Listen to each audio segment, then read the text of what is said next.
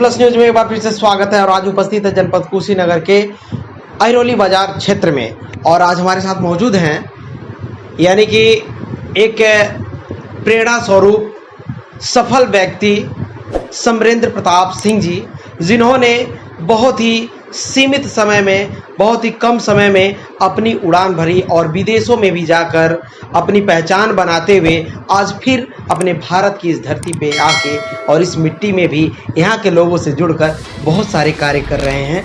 आइए मिलते हैं समरेंद्र प्रताप सिंह जी से और बात करते हैं। चूँकि फिल्मों में भी इन्होंने पहचान बनाई, बहुत सारी फिल्मों को भी इन्होंने भोजपुरी जगत में देने का काम किया। बहुत बहुत स्वागत सर, कैसे हैं? थैंक यू सो मच, बहुत बढ़िया। और आपसे मिलके बड़ी खुशी हुई और बहुत धन्यवाद आपका।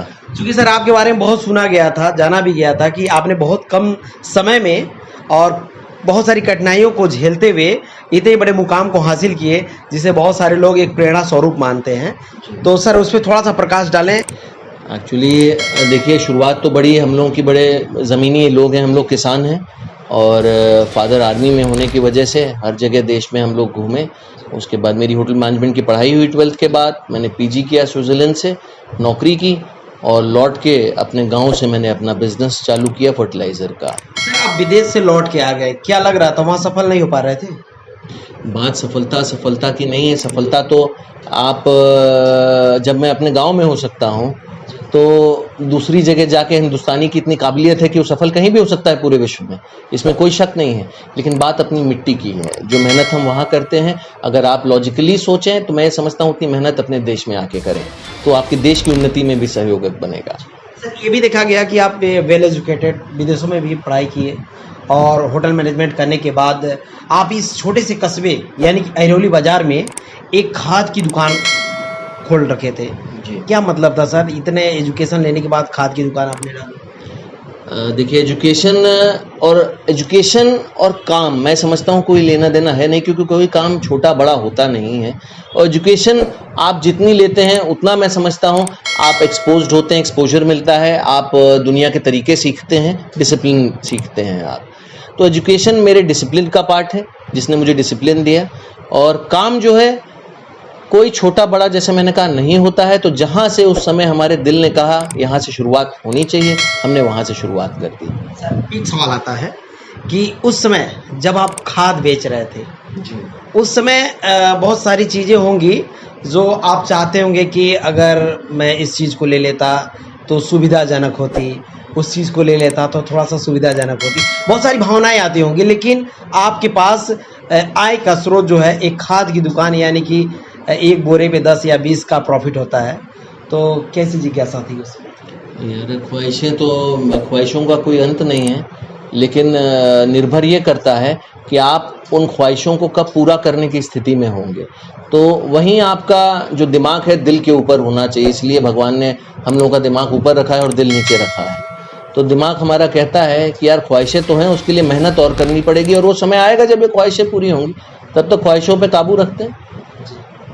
सर आप तो आज सफल हैं और लगभग बहुत सारे कारोबार आपके इंडिया में भी चल रहे हैं। तो हम जानना चाहेंगे सर, अभी कितने कारोबार आपके कोरोना काल जब से 2-2.5 साल हुए हैं अप्रॉक्सीमेटली, हम रियल एस्टेट में आ गए थे, हम पेट्रोल पंप्स में ऑलरेडी थे, हम ऑयल ट्रांसपोर्टेशन जो आप टैंकर देखते हैं तेल के होते हैं उस कारोबार में थे, हम रेस्टोरेंट्स में थे, हमने सिटी मॉल में हमारा रेस्टोरेंट था और उसको मैंने तकरीबन 8-9 साल चला के फिर मैंने उसको छोड़ा कि आई वांटेड टू डाइवर्ट, मतलब दूसरी तरफ मेरा ध्यान जाने लगा था।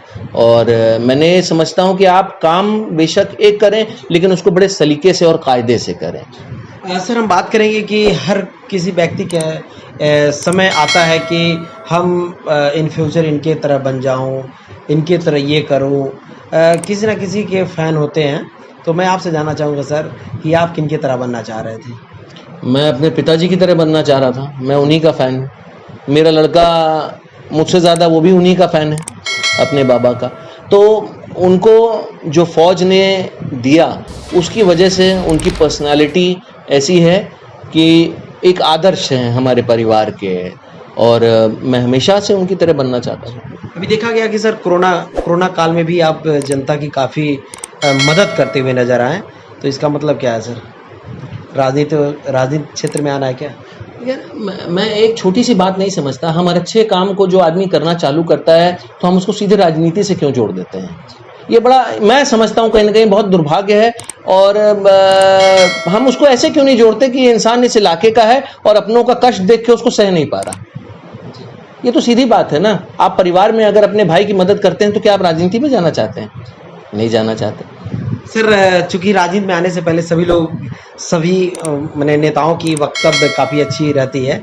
हम बात करेंगे भगवान का दिया हुआ आपके पास सब कुछ है, आपने स्ट्रगल किया और आपने प्रयास किया, मेहनत किया, जो रंग लाई, और आज आपके पास भगवान का दिया हुआ सब कुछ है।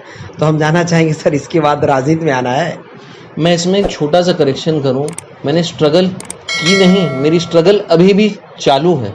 और मैं ये नहीं सोचता, मैं ये समझता हूं कि ये कोई आप सफलता या असफलता का कोई बहुत बड़ा मापक होता नहीं है जीवन में। आप सफल एक पान की गुमटी वाले को भी कह देते हैं, क्यों? क्योंकि शहर का सबसे अच्छा पान देता है तो वो सफल है। आप एक बहुत बड़े इंडस्ट्रियलिस्ट को भी आप अच्छा नहीं कहते, चाहे वो कितने भी बड़े टर्नओवर का मालिक हो, क्यों? क्योंकि वो आपको पसंद नहीं है। तो सफलता हमारी नज़रों में है, असफलता हमारी नज़रों में है। हम उसको नापते कैसे हैं, बात इसकी है। और जहाँ तक राजनीति की बात है, राजनीति कल भविष्य किसी ने देखा नहीं, ऊपर वाला है, रास्ते सबके लिए होते हैं, लेकिन निर्भर ये करता है कि आपका रुझान उस तरफ होना चाहिए। और आज की तिथि में जब आप ये सवाल पूछ रहे हैं तो मेरा रुझान उस तरफ है नहीं। ये तो इन फ्यूचर की बात है, समय आए क्या हो। सर हम बात करेंगे एक सफल व्यक्ति को क्या करना चाहिए सफल होने के लिए?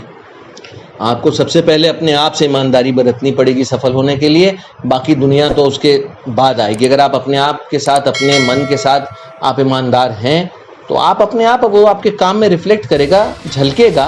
और जब आपके काम में वो झलकेगा तो आप अपने आप सफलता की ओर बढ़ेंगे। सर एक बात आती है कि भोजपुरी फिल्मों को भी आपने प्रोड्यूस किया है, भोजपुरी फिल्म बनाने का काम किया है।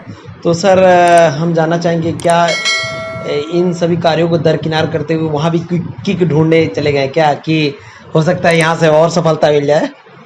देखिए, जब आप जब एक कपड़ा खरीदने जाते हैं तो मुझे लगता है कम से कम 2 से ज़्यादा दुकानों पे चेक करते होंगे। तो ये तो जीवन का सवाल है यार। जब तक 10 रास्तों पे नहीं चलेंगे पता कैसे चलेगा चलना किस राह पे है। सर वो फिल्म काफ़ी अच्छी रही, सुपर डुपर रही। हाँ, खेसारी लाल जी की फिल्म काफ़ी बिहार में चली, यूपी में चली। तो फिर आगे की क्या प्लानिंग है? दूसरी फिल्म लानी है क्या? बॉम्बे में मैं 4 से 5 महीना था उस फिल्म के लिए, और बड़ी मेहनत हमने की और बड़ी सफल भी हुई वो पिक्चर। अब देखिए, अभी तो फ़िलहाल ऐसी कोई प्लानिंग है नहीं। अभी हम लोग अपने जो मेन काम यहाँ है, यहाँ पे फोकस कर रहे हैं। बाकी अगर 4-5 साल बाद भगवान ने चाहा और ऐसी स्थिति बनी कि हाँ उस तरफ रुझान बढ़ेगा तो ज़रूर करेंगे। सर क्या लगता है कि जिस कारवां में आप आगे आए, जिस काम में आप हाथ डालें और उस काम में एकदम सीधा आप सफल होते गए, क्या लगता है कोई भगवान या दैवी शक्ति या किसी का माता पिता या फिर किसी के आने से इस तरह की कारवां सफल होता गया? मैं ये समझता हूँ कि जिस काम की शुरुआत मैंने की, मैं बहुत, जैसे आप कहेंगे, मैं बहुत किस्मत वाला आदमी हूँ नहीं, जो लोग किस्मत को मानते हैं। और मैं किस्मत वाला नहीं हूँ, लेकिन मैं अपनी मेहनत इतनी करता हूँ कि वो किस्मत की जो कमी आप जिसे कहेंगे ना कि बदकिस्मत है ये, मैं उसको पूरी करने के लिए उससे 3 गुनी मेहनत करता हूँ। और मैं जिस भी काम को शुरू करता हूँ उसमें कठिनाइयाँ इतनी आती हैं शुरुआत में, लेकिन मैं ये समझता हूँ कि आज अगर कठिनाई है तो उससे जूझ के हमको सफलता प्राप्त करनी है, जिसमें मेरे पिताजी और माताजी का हमेशा आशीर्वाद है। सर हम बात करेंगे कि बहुत सारे युवा होते हैं जो सफल नहीं हो पाते हैं और अपने टारगेट को अचीव नहीं कर पाते हैं, क्या कहेंगे मोटिवेशनल के लिए उन्हें क्या करना चाहिए? मैं आपसे इतना कहना चाहूँगा कि असफलता सफलता की सीढ़ी होती है। हारिए मत, थकिए मत।